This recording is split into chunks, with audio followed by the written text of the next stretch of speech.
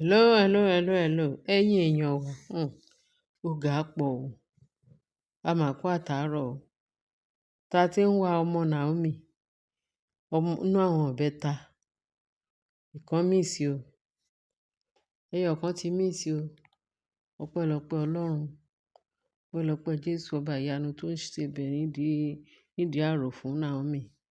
Naomi ti sun bastard ẹ̀kún léní. Wàhálà ti bẹ́ẹ̀lẹ̀ ní rẹpẹtẹ o. Wọ́n ní kò sẹ́ni tó máa sùn láàfin léni tí wọ́n bá rí ọmọ Naomi o. Wọ́n ti gbé lọ. Naomi ní ogún ìṣẹ́jú tóun fáwọn ọmọ rẹ̀ nínú yàrá. Tóun ní kóun lọ sí chamber kábíyèsí. Kó tó dé, ọmọ ọ̀dọ̀ ló sáré wá pe Naomi o. Pé wọ́n ti gbé ọmọ kan wọ́n ti gbé ọmọ kan lọ. Kóun ò rí kẹta o. Wọ́n ṣe bẹ̀rẹ̀ sí ní wá títí. Wọ́n pe CCTV man kí ìyẹn tó dé, wọ́n ní ìyẹn ò sí láràǹdì. Wọ́n ní kò pẹ́ tí ìyẹn dé, wọ́n ní kó máa bọ̀ ní kábíyèsí, kó máa bọ̀ láàfin ní kábíyèsí, ní kó sáré wá nǹkan tí ṣẹlẹ̀ o. Ní Bàṣà ti dúpẹ́ lọ́dọ̀ Ọlọ́run. Wọ́n ní kò sẹ́ni tó máa gbé. Wọ́n wo gbogbo ààfin oníkálukú, yàrá oníkálukú wọn ọ̀rọ̀ mọ. Wọ́n wo ti Ashley kò sí nílé. Wọ́n wo ti Mariam kò sí nílé. Wọ́n wo ti Tóbilọ́ba kò sí nílé. Wọ́n náà mẹ́tẹ̀ẹ̀ta wọ́n disappear. Àwọn ò rí wọn. Wọn ò rọ́mọ, wọn ò rí kiri. Wọ́n ṣe bẹ̀rẹ̀ sí ní wá ọmọ nìyẹn o. Kó ní CCTV tó dé o. Ló bá ní kábíyèsí ẹ ní sùúrù. Wé kìí ṣe spirit ló gbọ́mọ. Àwọn máa rí. Wọ́n ní bó ṣe sáré gòkè ṣá tó lọ wo nǹkan tó ṣẹlẹ̀ lókè. Láì pé òkè náà máa ń hang CCTV yẹn sí pátápátá. Wọ́n ní bó ṣe gbé. Bí wọ́n ṣe wá rí Mariam, wọ́n ní Mariam ló gbé ọmọ tó gbé sálọ kúrò láàfin. Ọpẹ́lọpẹ́ Ọlọ́run. Ọpẹ́lọpẹ́ pé kábíyèsí ní CCTV camera. Wọ́n ní Mariam ló gbé o. Mariam ti gbé ọmọ Naomi sálọ. Wọn ò rí o. Wọ́n ní kábíyèsí ó ń bú ramúramù. Bí kìnìún ló ń bú ramúramù. Wọn ò rí gbé.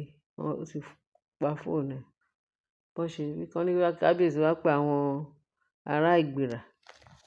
Kán wá àwọn elder tó máa wá ń bẹ̀bẹ̀ fún Mariam. Bó ṣe wá ní kábíyèsí wá ní kán bá wọn wá Mariam. Ibi tí Mariam gbọ́mọ òun sí. Kó tètè gbé padà ọmọ tí ò ń ṣe tiẹ̀. Mariam yìí kẹ̀dẹ̀ rí kò yé kò pa fún kábíyèsí. Wọ́n ní ṣe ni wọ́n á wá Mariam ṣá. Wọ́n ní wọ́n pè níbi tó ti máa dáhùn. Wọ́n ló sọ pé òun lòún gbé. Kò sí nǹkan tẹ́nìkan fẹ́ fòun ṣe. Pé tí Naomi ò bá kúrò láàfin fóun, pé nǹkan kan máa ṣe, kóun sì sọ fún pé òun máa ṣe ṣége. Kò ní nǹkan kan ṣe láàfin yẹn. Torí ẹ̀ ló ṣe lọ gbé ọmọ ẹ̀. Kíákíá ẹsẹ̀ oníbàárẹ̀ ló máa fi sá kúrò láàfin. Pé kólóbá. Pé wọ́n ní ó lọ sọ fún àwọn èèyàn ẹ̀ pé kán lọ sọ fún kábíyèsí àti Naomi pé òun lòún gbé ọmọ òun. Àfi tí Naomi bá gbà pé ó máa kúrò láàfin. Pé tí ò bá ti gbà pé òun fẹ́ kúrò láàfin yẹn, pé kò lè rí ọmọ yẹn. Wọ́n ní kábíyèsí ránṣẹ́ sáwọn ará Ìgbìrà pé tí Mariam ò bá fẹ́ kú lóòyẹ̀, kí ní kíákíá òun mọ nǹkan tóun lè ṣe. Kán ní kí Mariam gbé ọmọ ọlọ́mọ wá fún un. Tó bá pé òun gan tiẹ̀ yé sì tó pa fóun ìbá tún dà. Ó ní àfikún kí kábíyèsí release Naomi kó lọ fọ́kọ mi. Kó fi ààfin lẹ̀ fóun. Torí kábíyèsí lọkọ òun. Ṣé ẹ̀ ń rí túláàsì ilé ayé? Ṣé ẹ̀ ń rí condition tó ń gbé fún kábíyèsí? Níwọ tó ò ní kankan fún kábíyèsí. Ọmọ ọlọ́mọ. Ẹni tó bí mẹ́rin. Pẹ̀lú ìwọ tí ò bí kankan. Ìwọ ní kán ní ẹni tó bí mẹ́rin kó kúrò láàfin fún ẹ. Torí ìwọ ló ní kábíyèsí. Bóyá jẹ́ bẹ́ẹ̀ kó wá fi imú Naomi fífọ́n fèrè. Ẹ̀yin èèyàn mi, ṣé wọ́n ní ìlú tó lọ́ba tó níjòyè wọ́n ń ṣe irú eléyìí? Tó wá pé ayé àtijọ́ ni wọ́n máa ní irọ́ ni nǹkan tó ń ṣẹlẹ̀ láyé àtijọ́ kò lè ṣẹlẹ̀ láyé ìsín. Ṣé ẹ rí pé Mariam yẹn ó ń wá ìpalára fún rẹ̀? Kì í máa ṣe kékeré nígbà tí mo gbọ́rọ̀ yìí. Mo gbọ́ ní internet space. Wọ́n náà ń wá ọmọ Naomi, wọ́n ti gbé ẹyọ kan lọ. Mo ní ìtumọ̀ yẹn, irú orin ìlú wo nìyẹn? Irú èdèkéde wo nìyẹn? Irú ìsọkúsọ wo nìyẹn? Kọ́ tí ẹ jẹ́ ká kọ́kọ́ jẹ́ a gbọ́.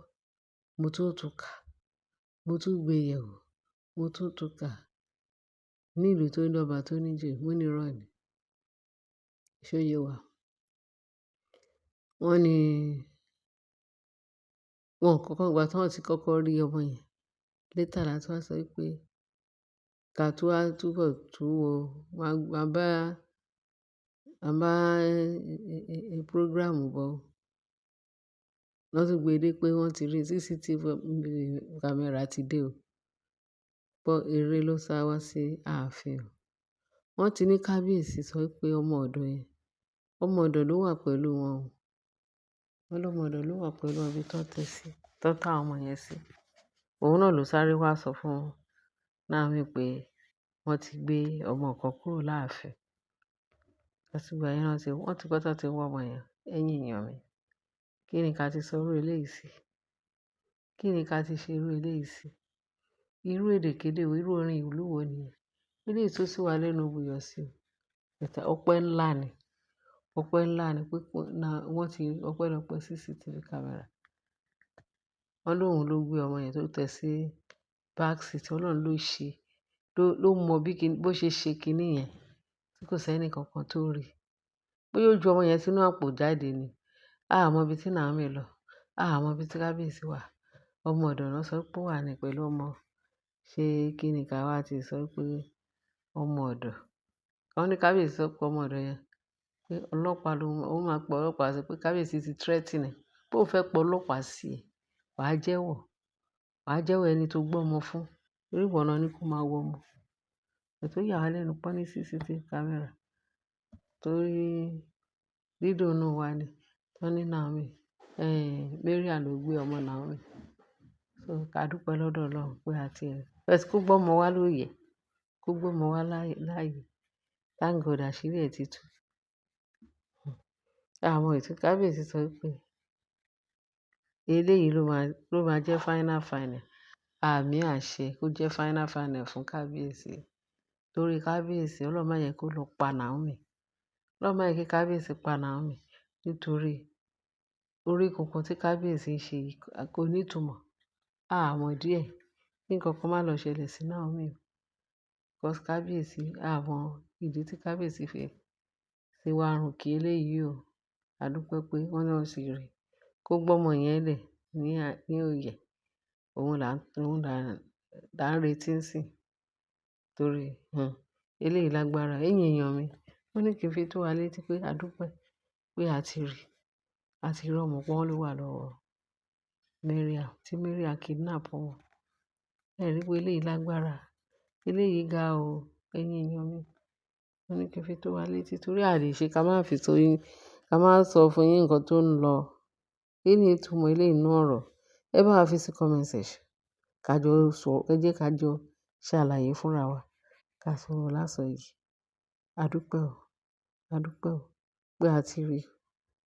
Èmi ò mọ nǹkan tí Mariam fi fọmọ lọ́mọ ṣe tó lọ kidnap ọmọ 3 months. Kí ni ká ti gbọ́ lè kí ni ká ti sọ yìí sí? Ẹ̀yin èèyàn mi, ẹ bá mi share, ẹ bá mi like, ẹ bá mi subscribe, ẹ bá mi fi tó kù sí comment section. Tó bá dé kù, bó bá ṣe ń lọ àtúnjẹ ẹ̀gbọ́n, ẹ ṣé gan. Ẹ fi ń tẹ́tí sí wa. Bye.